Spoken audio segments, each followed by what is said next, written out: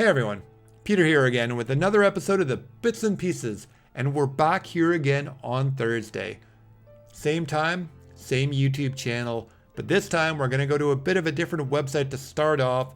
We're going to screenrant.com because I've been waiting to talk to you guys about Godzilla vs. Kong because I can't wait for this movie to come out in November. I'm super excited about it, but every article, literally every single article I see on this movie is just filled with spoilers. What Godzilla looks like, what Kong looks like, what other monsters are in this movie. Like, stop spoiling the movie for me, everyone. I'm trying to stay as spoiler free as possible, or mildly spoiler free, and I think I found, because this is a what if, could be like mashup type of article. So let's get into it. Title of the article is Godzilla vs. Kong can have Toho's most iconic monster team up. Thanks to King of the Monsters, Godzilla vs. Kong can introduce Toho's most iconic giant monster team-up, Godzilla and Rodan. Team-up, not versus. Godzilla and Rodan. Title of the article was read. Nicholas Raymond wrote this article, published on March 9th, 2020. So there's a picture of Godzilla superimposed, photoshopped on a shot of Rodan going after the stealth bomber and all the other fighters. That didn't happen. Godzilla did not levitate. Spoiler alert for King of the Monsters, guys. Godzilla did not levitate in midair while Rodan was trying to take down the stealth bombers. I just want to clarify, just in case there's some confusion there. All right, moving on. With Godzilla and Rodan, Godzilla vs. Kong can introduce the MonsterVerse Toho's most iconic giant monster team-up. A role for Rodan in the next MonsterVerse installment hasn't been confirmed, but it's certainly possible thanks to the ending of Godzilla vs. King of the Monsters, because he just flew away. So he'll probably be back. I'm looking forward to it. Like they're all going to be there. And when we got the tease at the end of King of the Monsters, when we saw Ghidorah's head, we all know what's coming. We all know what's coming next. Anyways. Do your magic, Charles Dance. Do your magic. Godzilla King of the Monsters added three additional Toho kaiju to the Legendaries MonsterVerse. That's King Ghidorah, Rodan, and Mothra. Rodan is a pterodon-like creature who lives in a volcano and flies at destructive supersonic speeds. Rodan, who is one of Toho's most popular monsters, has appeared in numerous live-action films, starting with his own solo film, Rodan in 1955. Rodan also played prominently in some of Toho's Godzilla movies from the 1960s, and more over the years. Rodan has clashed with Godzilla, King Ghidorah, and even Mechagodzilla. Godzilla King of the Monsters reimagined Rodan for the MonsterVerse with a fiery upgrade and an update to his design to make him look more imposing. I thought he looked great. I thought all the monsters looked great. We got to see them more clearly in the King of the Monsters. I'm not really reporting on this. I'm kind of just fanboying, but we're going to go with it. I really liked Rodan's design. Godzilla vs. Kong, however, could take Rodan in a different direction by accurately adapting his relationship with Godzilla from the Toho movies. Godzilla and Rodan are allies in the Toho movies, as we've already been talking about. There's a classic shot versus King Ghidorah. So that's really what we've got here. That's it. That's a related article. We'll cut it off there because that is quite a long article.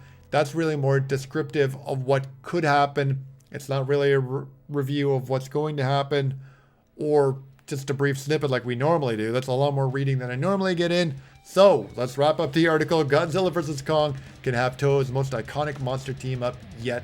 That's it for this article. Let's get on to the next one.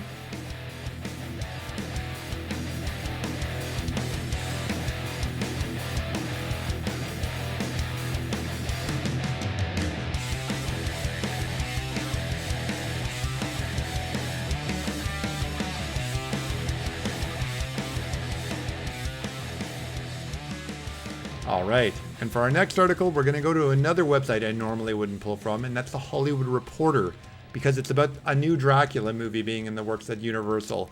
Because we had The Mummy in 2017 that was supposed to launch the Dark Universe. It failed spectacularly. Underwhelming, I think this article states it as. That's one way of putting it. But recently we had The Invisible Man come out, and it did quite well in its opening weekend, and it's still being pretty successful. For a horror movie, its run has been pretty successful. You can tell me that that's a standalone movie, and I'm never going to believe you, because we all know that was supposed to be the next movie in the Dark Universe. They basically just took the script, reworked it to be a standalone, but that was part of the Dark Universe initially. It looks like they're taking similar ideas, and Dracula's next on the list for being remade, rebooted. Not into the Dark Universe, not into the MonsterVerse, as this title of this article would say. New Dracula movie is in the works as Universal remakes its Monsterverse. Title of the article has been read, so it was published on March 10th, 2020 by Tatiana Siegel. So there we have Bela in his most iconic role, my favorite role that he's in. He's the best Dracula he still is. He was the first, and he's still the first Dracula on film. Titled Dracula, not a vampire, not a vampire. He's still my favorite. I'm not sure why we have a floating Photoshop head, but that turns out to be the director of the movie. We'll get into that a little bit, who's attached to direct it. But into the article. As Invisible Man resurrects a dead franchise, the studio mulls more filmmaker-centric reboots. Universal's Monsterverse, Left 4 Dead after the middling box office returns on 2017's The Mummy, is now back on track. Just don't call it a Monsterverse this time, or just don't call it a comeback this time. Isn't that Mama Said to Knock You Out?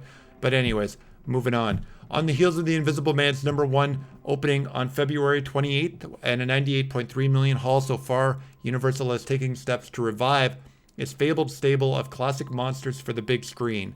But the new batch of films will be standalone, moderately budgeted efforts rather than big swings within an interconnected movie universe, which is what they should have been at the beginning.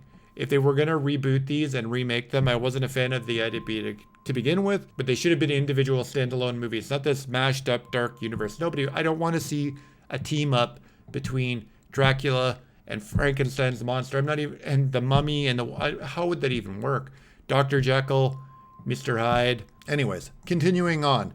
The latest is that a new Dracula feature with Karen Kasuma featuring of Destroyer, that's the most popular, most recent movie. Actually, I looked into her IMDb.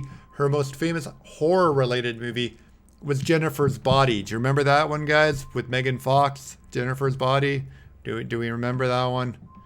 I don't know if I would want that attached to what should be the flagship of these movies, Dracula. Anyways, I'm pontificating a bit too much. Moving on. So she's going to direct it, apparently. The Hollywood Reporter has just learned the project isn't housed at Universal yet, and technically it could be made at another studio because Dracula is in the public domain. But that is highly unlikely, given that Blumhouse has a first-look deal with the studio, and Universal isn't about to let one of its iconic monsters escape the fold. The new agenda takes a filmmaker-driven approach to the characters as opposed to a star-driven strategy, something Universal tried when it released the 2017 Tom Cruise vehicle, The Mummy. That movie's middling welcome $409 million worldwide off of a $125 million budget derailed a plan for an interrelated movie universe a la Marvel with stars such as Johnny Depp, Angelina Jolie, and Javier Bardem. My issue with The Mummy is Tom Cruise shouldn't have been the main character. The main character should have been the Mummy. But of course, Tom Cruise has to be the lead bill in all of his movies. But again, I'm on another rant and a pontification. I'm in full pontification mode. If they wanted that movie to be successful with horror movie fans, Tom Cruise should have been a supporting actor. The Mummy is the character we care about, not the people around the Mummy. Anyways, I'm starting to get a bit ragey, so we'll wrap this up. And now, instead of hearing pitches and reading scripts that tie monsters together, Universal execs are telling filmmakers that storytelling is the star. Its best idea wins approach, says one producer, and they are having the filmmakers find the individual stories. Now, storytelling is the star. Why did I go to the Hollywood Reporter? Well, why?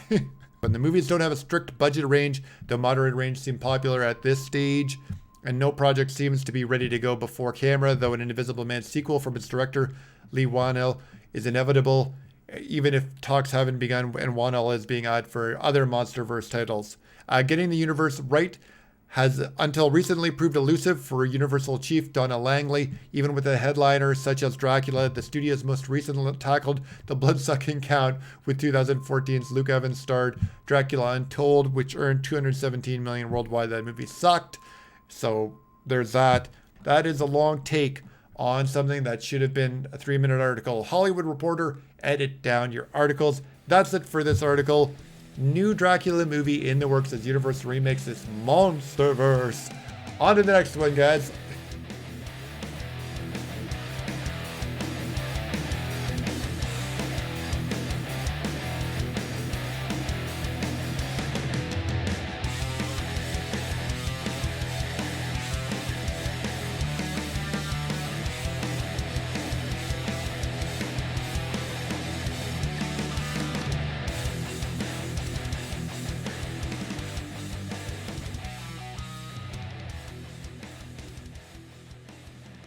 And for the last article of the week, I wanted to touch quickly on the passing of a legend, Max von Sydow. We lost him over the weekend. The article is a couple days old, but I wanted to make sure that I got it into this week's episode of the Bits and Pieces. Article comes to us from PlentyDisgusting.com, published on March 9th, 2020 by John Squires.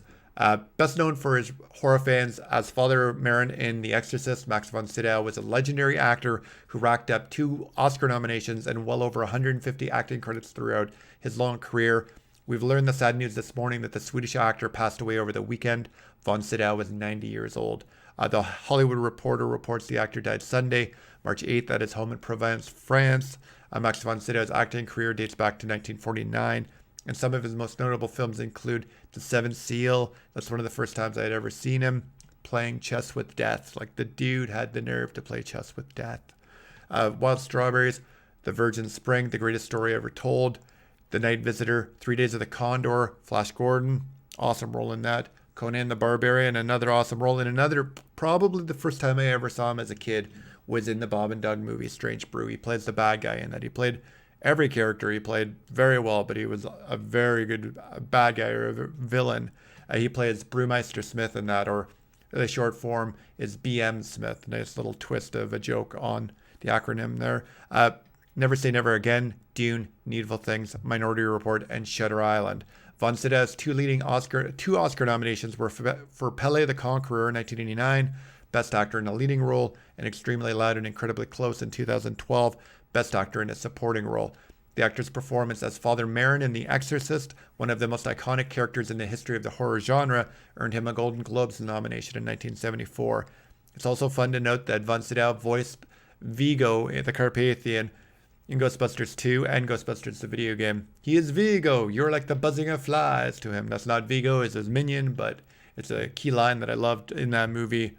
Ghostbusters 2 is decent. I know a lot of people are down on it, but I think it's pretty decent. His voice was dubbed over Wilhelm von Homburg's in Ghostbusters 2. So like I said, and most recently, Von Sydow played Three-Eyed Raven in Game of Thrones. I've never really watched all of Game of Thrones, so I don't know who that character is, but I'm sure he played it well because, like I said off the top, the dude was a legend. We lost a legend this week, not only in the horror genre, but in acting in general. So that's how I wanted to wrap it up. Thank you so much for watching, as always. That's it for this week's episode of the Bits and Pieces. And if you did like it, be sure to comment below, like, comment, share, subscribe, all that good stuff. I'll be back next week with more Bits and Pieces. And until then, I'll talk to you soon.